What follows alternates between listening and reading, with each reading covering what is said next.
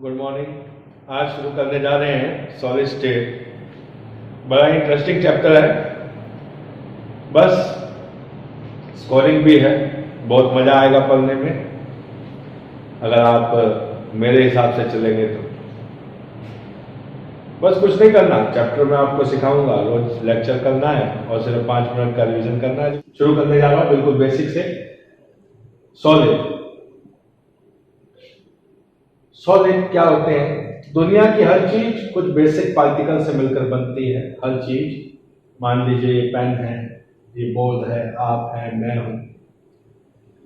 इन basic particle को हम constituent particle कहते हैं। ये कॉन्स्टिट्यूएंट पार्टिकल 3 तरह के होते हैं, एटम, आयंस और मॉलिक्यूल्स। ये पेन भी बेसिक पार्टिकल से मिलकर बना है, कॉन्स्टिट्यूएंट पार्टिकल से मिलकर बना है, एटम, आयन या मॉलिक्यूल से मिलकर बना है। इस पेन में billions of billions atom, ion, molecules हैं, बहुत सारे कॉन्स्टिट्यूएंट पार्टिकल्स हैं और इन पार्टिकल्स के बीच में एक फोर्स ऑफ अट्रैक्शन होती है। अगर ये force of attraction very strong हो जाए तो पार्टिकल टाइटली बाउंड हो जाते हैं, हिल नहीं पाते, जिसके कारण उनकी पोजीशन फिक्स हो जाती है, शेप फिक्स हो जाती है, वॉल्यूम फिक्स हो जाता है। और ऐसी फिक्स शेप और फिक्स वॉल्यूम, डेफिनेट शेप और डेफिनेट वॉल्यूम वाली चीज को कहते हैं सॉलिड। तो कुल मिला के सॉलिड क्या हुए? which has definite shape and definite volume due to strong force of attraction between constituent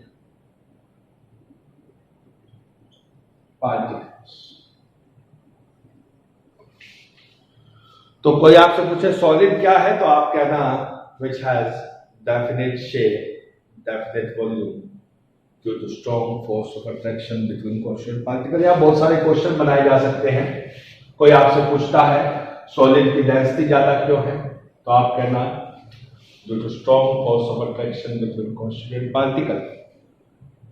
आपसे कोई कहता है सॉलिड रिजिड क्यों होते हैं, कहना due to strong force of attraction between constituent particles। कोई आपसे कहता है सॉलिड की डिफ्यूजिबिलिटी कम क्यों होती है, आप कहना due to strong force of attraction between constituent particles। कोई आपसे पूछे सॉलिड क्यों होते हैं, कहना due to strong force of attraction between constituent particles। Chapter को आगे बढ़ाते हैं। सॉलिड को 2 टाइप में बांटा गया है on the basis of arrangement.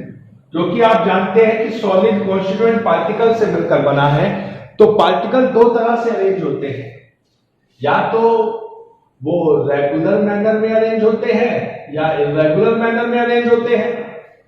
और अगर पार्टिकल रेगुलर मैनर में अरेंज हो तो सॉलिड को कहेंगे क्रिस्टलाइन, और अगर इर्रेगुलर मैनर में अरेंज हो तो सॉलिड को कहेंगे अमोर्फस।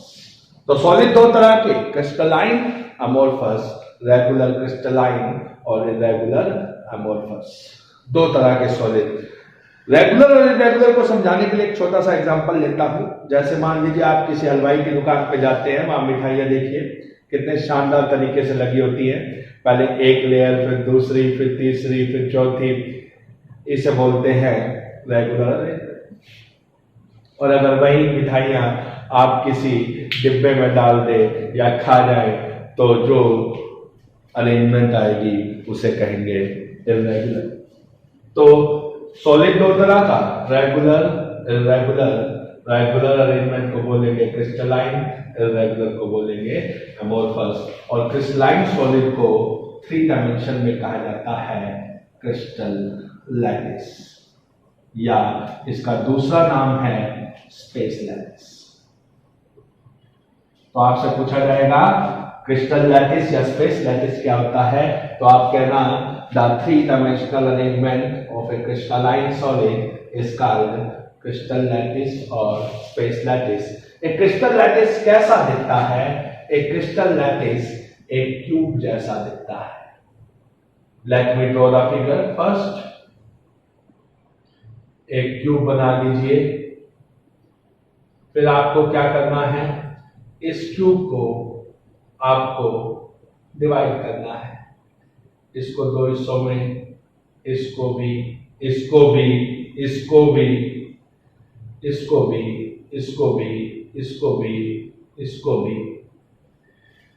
और फिर इन दोनों के कॉर्नर्स को ज्वाइन कर दीजिए। इन दोनों के कॉर्नर्स को ज्वाइन कर दीजिए और फिर इन दोनों के कॉर्नर्स को भी, सेंटर को भी।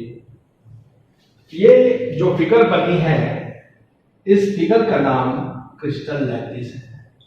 इसमें जितने पॉइंट्स आपको दिख रहे हैं सभी जगह पे पार्टिकल रखे होते हैं।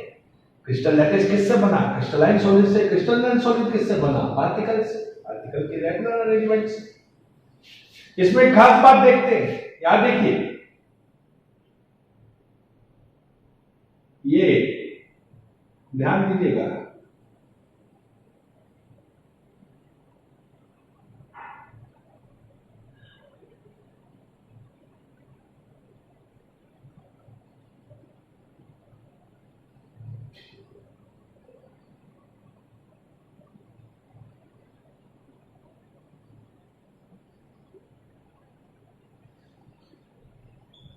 आपको एक क्यूब नजर आ रहा होगा,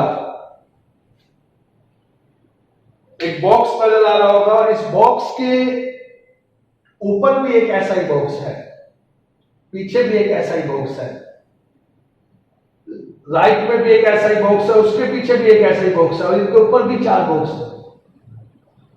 तो ये जो बॉक्स है, इसको बार बार रिपीट करने से ही क्रिस्टल लैटिस बनता है, और ये क्रिस्टल लैटिस की सबसे छोटी यूनिट है, जिसे कहते हैं यूनिट सेल। यूनिट सेल, ध्यान रखना, the smallest unit of crystal lattice, which when repeated again and again in each and every direction gives a crystal lattice. Crystal lattice की वो स्मॉलेस्ट यूनिट जिसको बार बार दोहराया जाए और दोहराने से क्रिस्टल लैटिस बने, उस छोटी यूनिट को कहते हैं यूनिट सेल। एक्चुअल में चैप्टर पढ़ रहे हैं सॉलिड स्टेट, पर इसमें समझने वाली चीज एक ही है, जिसका नाम है यूनिट सेल। यूनिट सेल कुछ नहीं है, यूनिट सेल एक छोटे से बॉक्स की तरह है।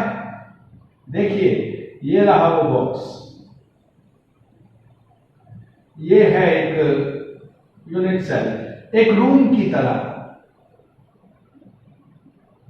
ये एक यूनिट सेल है जिसमें हमारे पास 3 एक्सिस हैं, x axis, y axis and z axis.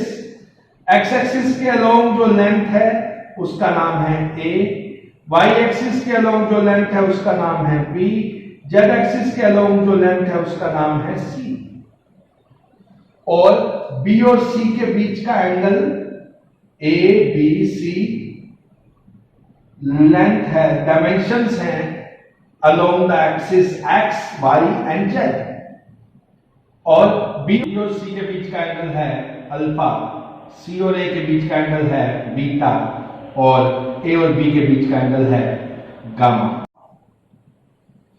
तो A B C डायमेंशन है और अल्फा बीटा गामा इनके बीच के एंगल है। अल्फा बीटा गामा इनके बीच के एंगल है। तो इस एंगल और डायमेंशन के बेस पर यूनिट सेल को 7 टाइप्स में डिवाइड किया गया है। यूनिट सेल हमारे पास 7 टाइप का है on the basis of angle and dimension. Unit cell on the basis of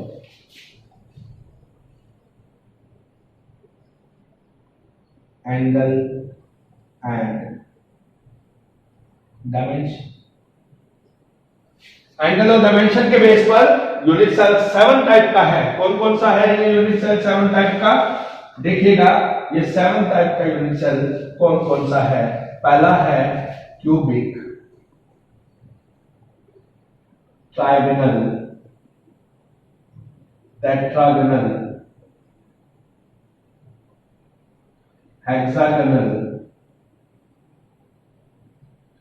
orthorhombic,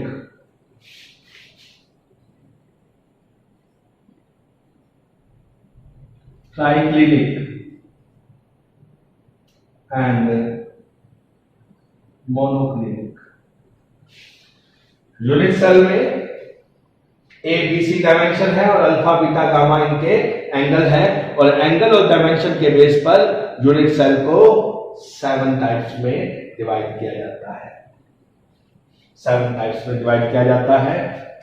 cubic, trigonal, tetragonal, hexagonal, orthorhombic, triclinic, monoclinic. Cubic में क्या होता है, A equal to B equal to C, alpha equal to beta equal to gamma equal to 90 degree रहता है। और triclinic में क्या रहता है, A not equal to B not equal to C, alpha not equal to beta not equal to gamma not equal to 90 degree रहता है।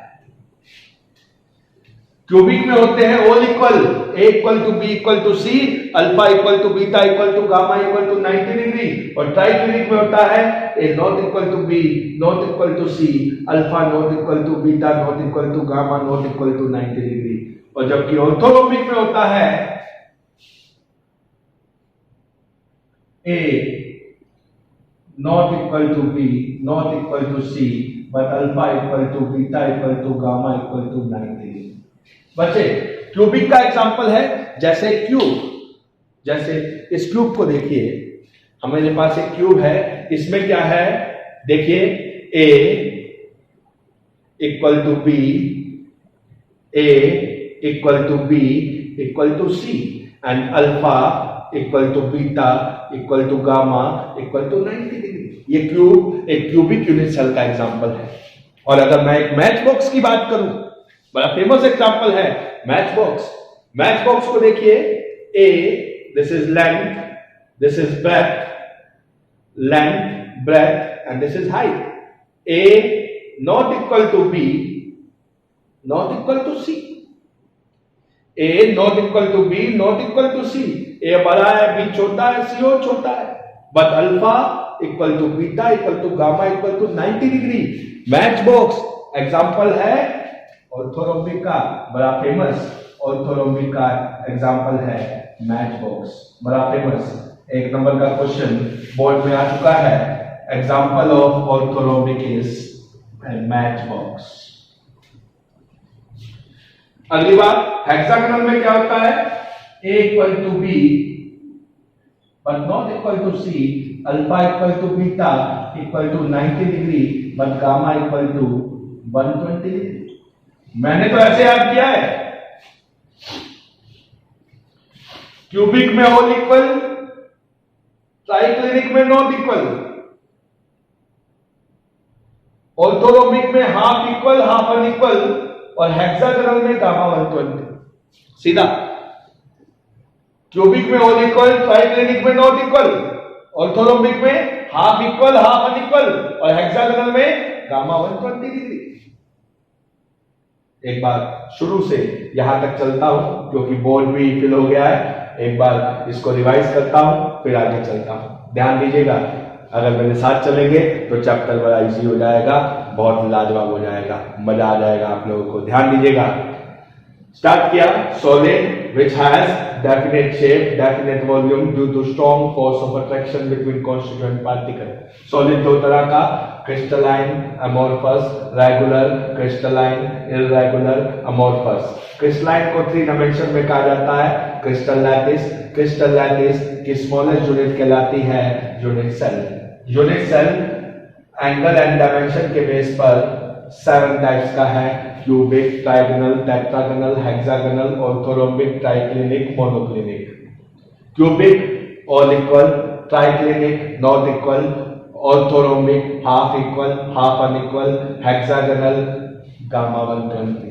Trigonal को रोम्बोहेड्रल भी कहा जाता है। ट्राइगोनल को रोम्बोहेड्रल भी कहा जाता है।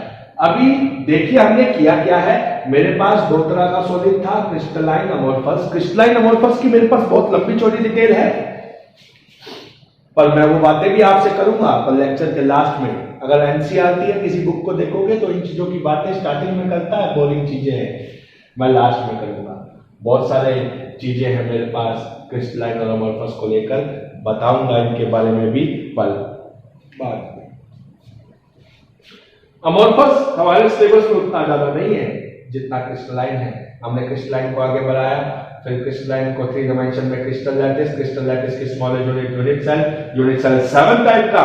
7 में से मैंने 7 में से 4 आपको याद भी करवाए, क्यूबिक में all equal, triclinic, north equal, orthorhombic, half equal, half unequal, hexagonal, gamma 120। पर इनमें से सबसे खास है क्यूबिक, तो हम पढ़ेंगे इसके आगे क्यूबिक यूनिट सेल। क्या पढ़ेंगे? Cubic unit cell. तो अब हमें पढ़ना है cubic unit cell. Cubic unit cell बिल्कुल एक क्यूब की तरह होता है, बिल्कुल एक क्यूब की तरह।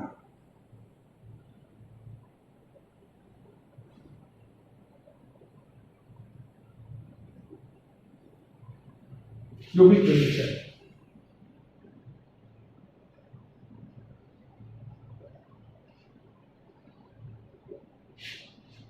एक क्यूब की तरह होता है जिसमें सारी डायमेंशन इक्वल होती है। अगर ये ए है तो ये भी ए, ये भी ए। मतलब A equal to B equal to C, alpha equal to beta equal to gamma equal to 90 degree. ये सारे एंगल भी 90 डिग्री के। जैसे ये है एक क्यूबिक यूनिट सेल। एक क्यूबिक यूनिट सेल के अंदर होते हैं 8 कॉर्नर, 1 2 3 4 5 6 7 8। देखिए 1 2 3 4 5 6 7 8 कॉर्नर। क्या होते हैं क्यूबिक यूनिट सेल में? 8 कॉर्नर, 6 फेस होते हैं, ऊपर नीचे आगे पीछे दाएं बाएं, 6 फेस। 8 कॉर्नर, 6 फेस, 12 एज होती हैं एक क्यूबिक यूनिट सेल में। देखिए 1 2 3 4, 1 2 1 2 3 4 पीछे 8 9 10 11 12। 8 corner, 6 face, 12 edge, 1 body centre. Body centre बिल्कुल सेंटर पे, बिल्कुल सेंटर पे बॉडी सेंटर। ऊपर से, नीचे से, आगे से, पीछे से, दाएं से, बाएं से, हर जगह से सेंटर पे होगा ये। इसको बोलते हैं body centre. And 4 body diagonal. Body diagonal जो एक कॉर्नर से अपोजिट कॉर्नर तक, मतलब यहां से चलेंगे यहां तक, यहां से चलेंगे तो यहां तक, और यहां से चलेंगे तो यहां तक। 4 बॉडी डायगोनल, 1 2 3 4। और ये चारों बॉडी डायगोनल बॉडी सेंटर पे आके मिलते हैं। एक क्यूबिक यूनिट सेल में क्या क्या होता है देखिए, ध्यान दीजिए। पहली बात तो आपको पता ही है, A equal to B equal to C, alpha equal to beta equal to gamma equal to 90 degree. और दूसरी बात है 8 corner, 6 face, 12 edge, 1 body centre and 4 body diagonal. और सबसे खास बात, कंट्रीब्यूशन ऑफ पार्टिकल और यूनिट सेल। अब देखिए ये क्रिस्टल लैटिस है, ये क्रिस्टलाइन सॉलिड की 3 डायमेंशनल अरेंजमेंट है। ये यूनिट सेल है, इसमें 8 कॉर्नर है, 6 फेस है, 12 एज है, 1 बॉडी सेंटर है, 4 बॉडी डायगोनल है। और जानते हैं इन सभी पोजीशन पर पार्टिकल रखे जाते हैं। मान लीजिए कॉर्नर पे पार्टिकल रखा गया, किसी कॉर्नर पे पार्टिकल रखा गया, या फेस पे रखा गया या बॉडी सेंटर पे रखा गया, पार्टिकल कहीं भी हो सकते हैं क्योंकि क्रिस्टलाइन सॉलिड है और क्रिस्टलाइन सॉलिड में पार्टिकल कहीं भी रखे जा सकते हैं पर रेगुलर मैनर में रखे जाएंगे। पर ध्यान दीजिए, अगर पार्टिकल को कॉर्नर पे रखा गया तो ये जो कॉर्नर है वो खाली एक यूनिट सेल का कॉर्नर नहीं है, ये पीछे वाले का भी कॉर्नर है, साइड वाले का भी कॉर्नर है, उसके पीछे वाले का भी कॉर्नर है, उसके ऊपर भी चार है उनका भी एक कॉर्नर है। एक यूनिट सेल का कॉर्नर 8 यूनिट सेल का कॉर्नर होता है। इसीलिए अगर कॉर्नर पे कोई पार्टिकल रखेंगे तो इस यूनिट सेल के हिस्से में जो इस पार्टिकल का कंट्रीब्यूशन होगा वो 1/8 होगा, क्योंकि ये कॉर्नर एक यूनिट सेल का नहीं 8 यूनिट सेल का कॉर्नर है, तो कॉर्नर पे कंट्रीब्यूशन होता है 1/8। कितना कंट्रीब्यूशन होता है? 1/8 contribution of a particle for unit cell, contribution of a particle for unit cell corner पे होता है 1/8। इसी तरह अगर मैं फेस की बात करूं तो ये जो फेस है ये खाली इस यूनिट सेल का फेस नहीं है, ऊपर वाले का भी यही फेस है। तो किसी भी यूनिट सेल का फेस 2 यूनिट सेल का फेस होता है, इसीलिए फेस पे कंट्रीब्यूशन आता है। अगर मैं यहां पे एक पार्टिकल रखता हूं तो वो दोनों के हिस्से में आएगा, ऊपर वाले के भी और नीचे वाले के भी। इधर रखता हूं तो दोनों के हिस्से में आएगा, दाएं वाले के भी और बाएं वाले के भी। तो फेस पे कंट्रीब्यूशन होता है 1/2। इसी तरह एज पे कंट्रीब्यूशन होता है 1/4, क्योंकि ये एज कितने यूनिट सेल की एज है? ये एज है 4 यूनिट सेल की एज है। इसकी भी है, पीछे वाले की भी है, साइड वाले की भी है, उसके पीछे वाले की भी। और पर हाँ, अगर कोई पार्टिकल सेंटर पे रहता है तो उसका कंट्रीब्यूशन बन रहता है, क्योंकि वो पार्टिकल वो बॉडी सेंटर जो है वो सिर्फ उसी यूनिट सेल का है, वो किसी और यूनिट सेल का नहीं है। इसलिए बॉडी सेंटर पे हाँ कॉर्नर 8 यूनिट सेल का कॉर्नर है, फेस 2 यूनिट सेल का फेस है, पर सेंटर एक ही यूनिट सेल का सेंटर है। इसलिए कॉर्नर पे कंट्रीब्यूशन होता है 1/8, फेस पे कंट्रीब्यूशन होता है 1/2, एज पे कंट्रीब्यूशन होता है 1/4 और सेंटर पे कंट्रीब्यूशन होता है 1, और डायगोनल भी यूनिट सेल के अंदर ही आता है, इसलिए डायगोनल पे भी कंट्रीब्यूशन होता है 1। तो अभी तक ये सबसे खास बात है, याद रखना क्यूबिक यूनिट सेल में होते हैं 8 corner, 6 face, 12 edge, 1 body centre, 4 body diagonal, और इनका कंट्रीब्यूशन है 1/8, 1/2, 1/4, 1, 1। एक बार रिपीट करेंगे, क्या क्या होता है क्यूबिक यूनिट सेल में? 8 corner, 6 face, 12 edge, 1 body centre, 4 body diagonal. एक बार इसको याद कर लीजिए बच्चे, बहुत सारे न्यूमेरिकल बनते हैं इस बात पर, यही बेस है इस चैप्टर का। ध्यान देंगे क्या क्या होता है क्यूबिक यूनिट सेल में? 8 corner, 6 face, 12 edge, 1 body centre, 4 body diagonal, और इनका कंट्रीब्यूशन कितना है? कॉर्नर का कंट्रीब्यूशन है 1/8, 1/2, 1/4, 1, 1। अब एक बार शुरू से रिवीजन करेंगे और फिर करते हैं कुछ न्यूमेरिकल और ले चलते हैं आपको सॉलिड स्टेट में कुछ आगे। तो एक बार शुरू से, solid which have definite shape, definite volume due to strong force of attraction between constituent particles.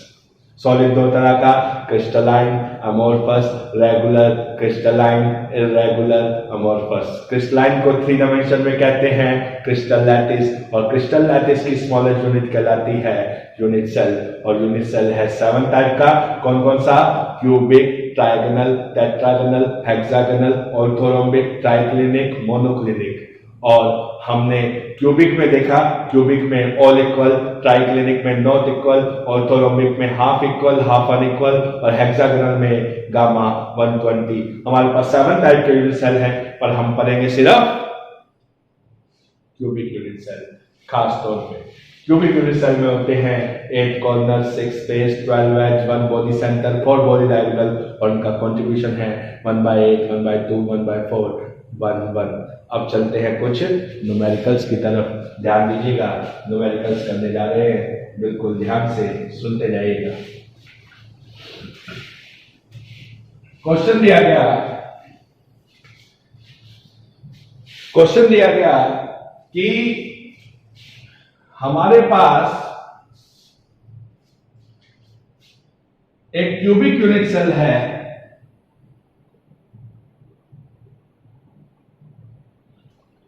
जिसमें particles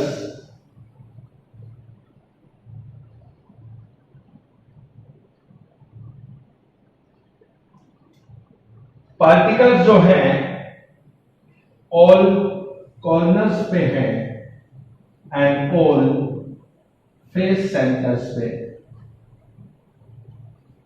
all corners and all face centres.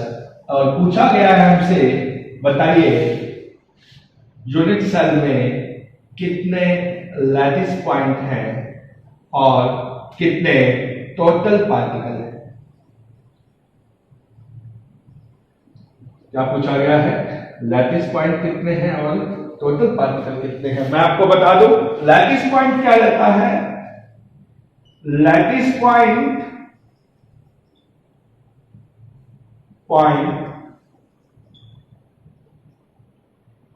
on which particles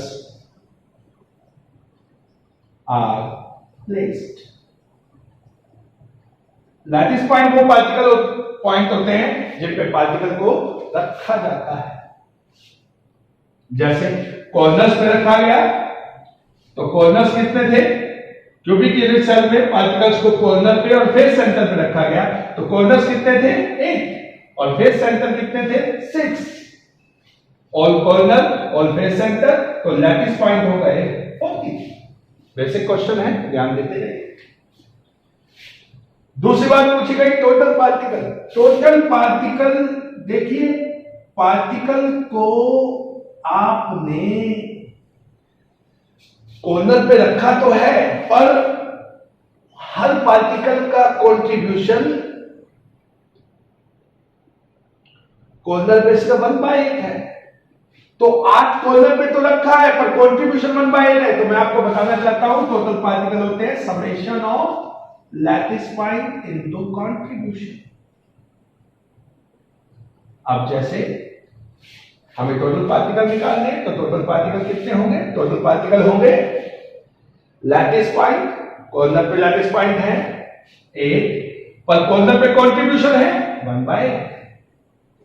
इसी तरह फेस पे रखा गया पार्टिकल को, फेस पे लैटिस पॉइंट है 6 face होते हैं और पर फेस पे कंट्रीब्यूशन होता है 1/2।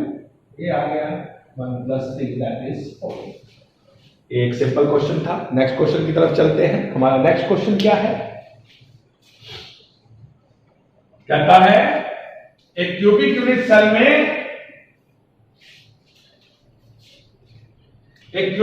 सेल में one particle on each corner and 2 particles on each body diagonal। बच्चे ध्यान दें, कहता है बताइए टोटल पार्टिकल कितने होंगे। ध्यान दीजिएगा, 1 particle on each corner and 2 particle on each body diagonal।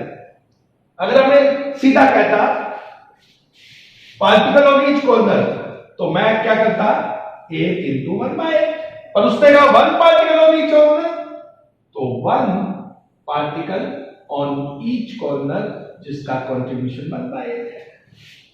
2 particle on each body diagonal. Body diagonal कितने होते हैं? 4, और जिनका कंट्रीब्यूशन 1 है।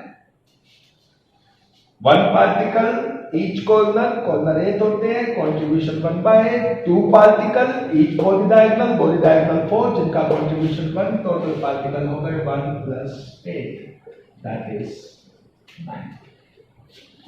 नेक्स्ट क्वेश्चन पे चलेंगे। अगला क्वेश्चन सुनिएगा। Particle X present on all corners as well as face centers, while particle Y present on all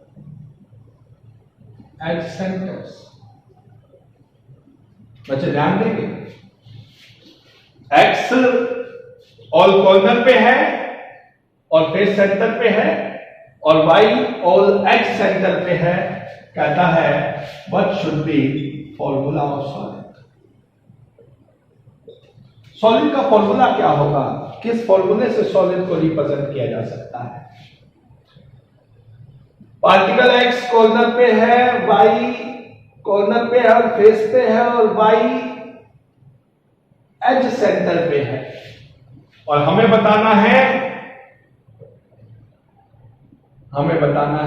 कि सॉलिड का फॉर्मूला क्या होगा। चलो देखते हैं। टोटल एक्स कितने होंगे, टोटल एक्स ऑल कॉर्नर कितने 8 कंट्रीब्यूशन 1/8, फेस कितने 6 कंट्रीब्यूशन 1/2, टोटल एक्स हो गए 4x। टोटल y एज कितनी होती है 12, कंट्रीब्यूशन कितना 1/4 3y। सो फॉर्मूला हमेशा मल्टीप्लिकेशन की फॉर्म में होता है, तो फॉर्मूला हो गया x4 y3। क्वेश्चन में आगे चलते हैं। x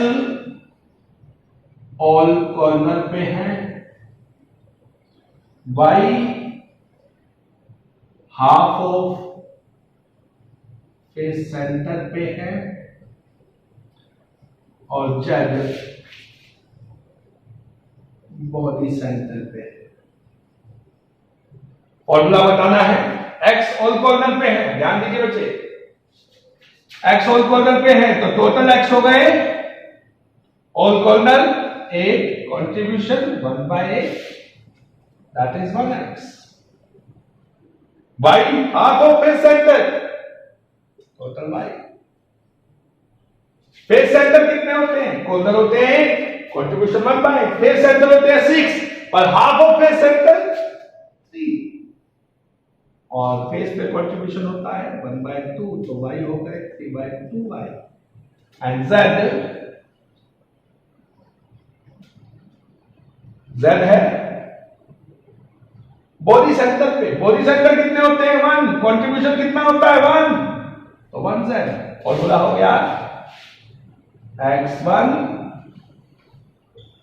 क्या फॉर्मूला हो गया x1 y 3/2 z1।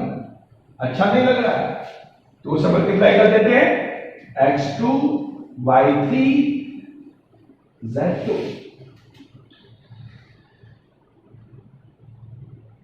अभी भी अच्छा नहीं लग रहा है, 2 कॉमन आ सकता है, तो ये हो गया y3 xz twice। This will be our answer। तो बच्चे, ये आज कुछ आसान क्वेश्चनों से हमने शुरुआत की है, कल चलते हैं थोड़ा सा लेवल अप करके। नेक्स्ट लेक्चर में साथ दीजिएगा, बहुत मजा आएगा। एक बार शुरू से रिवीजन हो जाए, चलिए एक बार शुरू से रिवीजन हो जाए, चलिए शुरू करते हैं, शुरू से, बिल्कुल शुरू से। Solid definite shape, definite volume due to strong force of attraction between constituent particle। 2 type का, crystalline, amorphous, regular crystalline, irregular amorphous. Crystalline को 3 डायमेंशन में, क्रिस्टल लैटिस की स्मॉलेस्ट यूनिट सेल 7 टाइप का। कौन कौन सा, cubic, trigonal, tetragonal, hexagonal, orthorhombic, triclinic, monoclinic.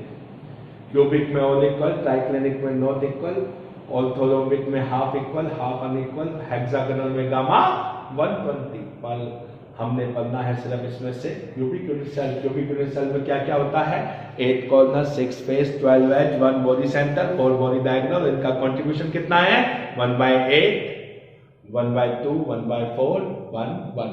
और ध्यान रखना लैटिस पॉइंट वो होते हैं जहां पार्टिकल रखे जाते हैं और टोटल पार्टिकल होते हैं लैटिस पॉइंट इनटू कंट्रीब्यूशन का समेशन। और अगली बात करेंगे हम कल, तब तक बाय बाय, थैंक यू।